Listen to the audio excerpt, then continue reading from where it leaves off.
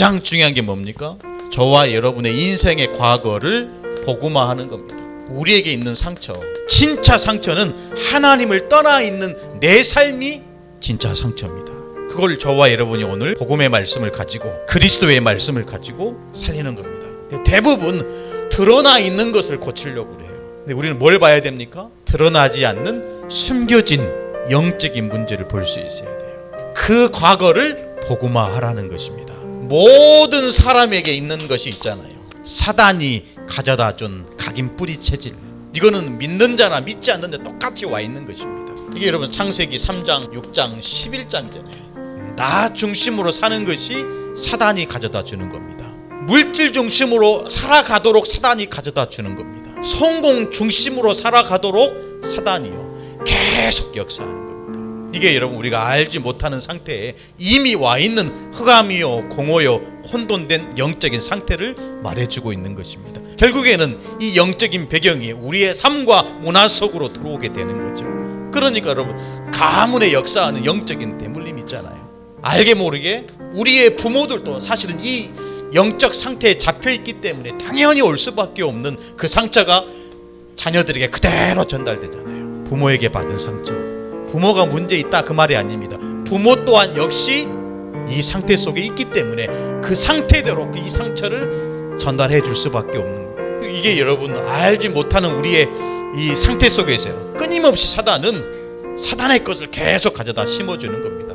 우리가 자라온 성장 배경 속에서 오는 상처들. 그러다 보면 딱 여러분 원망에 사로잡힙니다. 사로잡히는 순간 여러분 시달립니다. 눌리게 되는 거죠. 그러다 보면 어떻게 됩니까? 이것이요 집착으로 가게 됩니다. 반드시 그렇게 가게 돼 있어요. 그러니까 여러분 끊임없이 사람에게 집착합니다. 뭔가 모르게 연예인들 보시면 인기에 집착하잖아요. 또 여러분 명예에 집착하잖아요. 돈에 막 집착하잖아요. 이걸 가지고 여러분 상처 그러는 거예요. 진짜 상처가 뭡니까? 하나님과 함께하지 못하는 것이 상처입니다. 하나님을 만나지 못하는 것이 진짜 상처예요.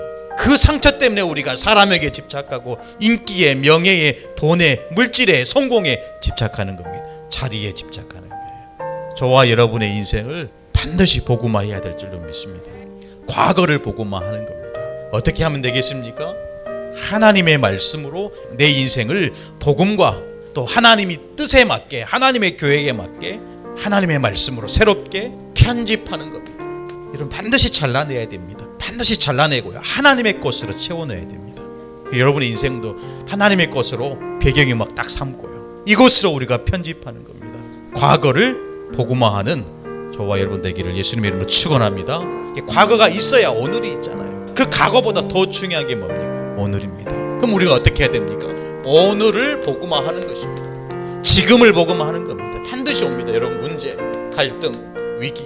지금 이 시간표 속에 내가 어려울지라도 내가 힘들고 괴로울지라도 우리가 해야 될 사명이 뭡니까?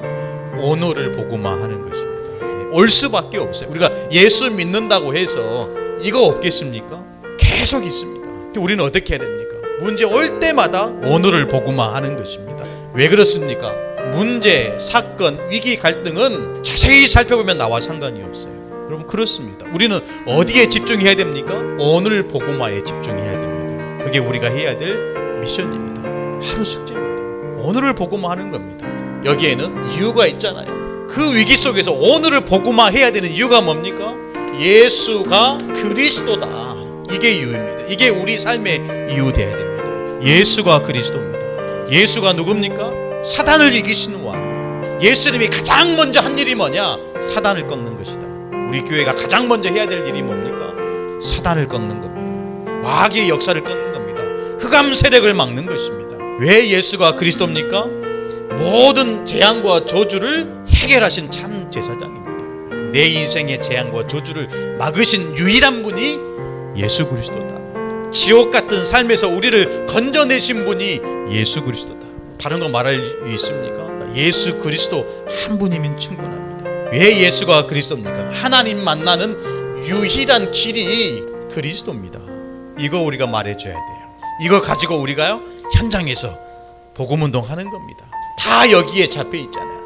상장 6장 11장 가문의 영적인 대물림 상처에 잡혀 있잖아요. 그 속에서 우리를 건져내라고 하나님께서 우리를 그리스도의 삼중직 이 축복을 주신 거죠. 그래서 여러분 베드로전서 2장 9절 말씀에 우리를 왕 같은 제사장으로, 무슨 말입니까? 그리스도 안에 우리의 삼중이 있잖아요. 삼중직의 축복을 내 속에 불어넣으신 겁니다. 삼중직의 축복을 가지고 내 속에 임하신 것입니다. 스스로 여러분 올라오는 이런 영적인 문제를 어떻게 우리가 해결할 수 있겠습니까? 우리가 해결하는 게 아닙니다.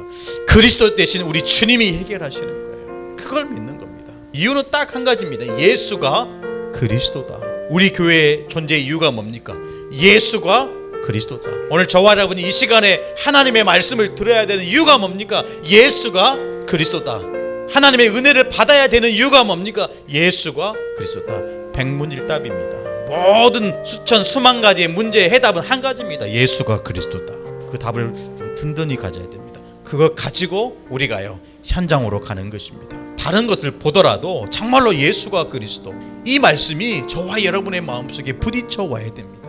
정말로 예수가 그리스도, 이것이요 여러분 각인 뿌리 체질 내 가지고 내 삶 속에 드러나야 됩니다. 나타나야 됩니다. 왜냐하면 그리스도께서 삼중직의 축복을 내 속에 집어넣으셨기 때문에, 그분 자체가 내 속에 임재하셨기 때문에 어디를 가든지 우리는 왕 같은 제사장으로 이 빛을 선포하기 위해서 우리를 어두운 데서 불러내신 것입니다. 오늘을 복음화 해야 됩니다.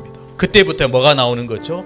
모든 것을 감사로 바꾸는 겁니다. 진정한 감사. 모든 현실을 응답과 축복으로 바꾸는 거예요. 복음 때문에 감사하시기를 축복합니다. 그래서 때문에 하나님의 은혜를 누리시기를 축복합니다. 그러면요 당연히 올 수밖에 없는 축복이 미래의 복음화입니다. 과거가 복음화되지 않고 오늘이 복음화되지 않으면 계속 여러분 혼란스럽습니다. 그리고 여러분 계속 불안한 거죠. 무엇에 대한 불안입니까? 과거 복음화, 오늘 복음화에 대한 실패입니다. 복음화의 실패에 대한 불안입니다. 우리는 지금 이 시간에도 복음화의 축복을 저와 여러분이 누려야 됩니다. 결국 여러분 과거의 결과잖아요. 지금 내가 가지고 있는 이 불안은 사실은 결국에는 미래가 되는 것입니다. 여러분 불안하지 마세요. 우리가 어떻게 해야 되겠습니까? 하나님의 절대적인 것을 붙잡아야 됩니다. 사람 찾아다니지 말고 대책 세우지 말고요. 이미 우리에게 주시는 절대 응답을 누리는 겁니다. 그게 뭡니까? 그리스도입니다. 그리스도 외에는 말할 것도 없어요. 답은 한 가지인데요. 그리스도.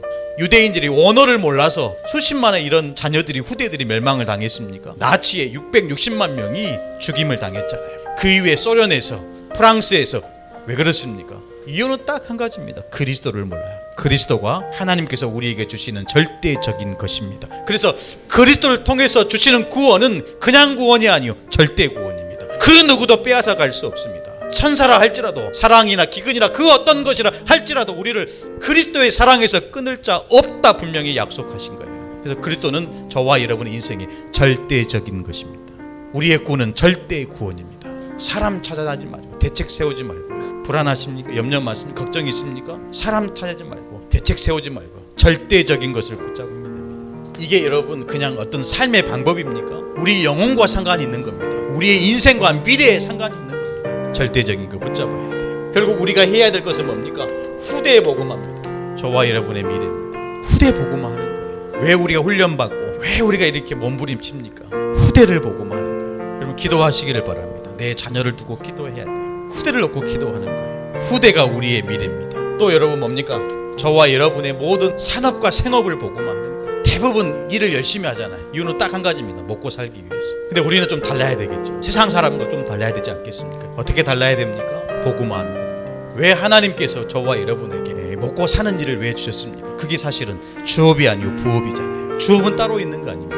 우리의 주업은 뭡니까? 복음화하는 겁니다. 237 나라 5천 종족에게 복음을 전하는 겁니다. 목사님 우리 주제에 무슨 237 나라입니까? 우리 주제가 맞으니까 우리가 하는 겁니다. 우리 주제가 되니까 우리가 하는 거예요. 누가 하겠습니까? 237 나라 5천 종족 우리만 할 수 있습니다. 이게 맹신이 아니고요 말씀의 흐름입니다. 저와 여러분의 생각과 산업을 통해서 하나님은 237 나라 살리실 겁니다. 그래서 우리가 해야 될 것, 당장 해야 될 것이 뭐냐? 산업과 생업을 복음화하는 겁니다. 보좌의 축복을 누리는 겁니다. 여러분이 있는 현장에서 복음만 누리는 거예요. 내가 하고 있는 그 업, 그 산업, 그 생업을요 복음화하는 겁니다. 그러면 당연히 여러분 교회에 셋들이 회복되는 거예요. 복음화의 작품을 남길 수 있는 겁니다. 우리 교회가 그 역할을 감당하게 하나님 인도해 가실 것입니다. 하나님 아버지 감사합니다. 오늘 또 상처에 잡히지 않고 복음의 축복을 누리는 우리 새생명 미션교회 사랑하는 모든 성도들 다 되게 하여 주옵소서. 이 시간 이후에도 성령으로 인도하여 주옵소서. 감사드리며 살아계신 우리 주 예수님의 이름으로 간절히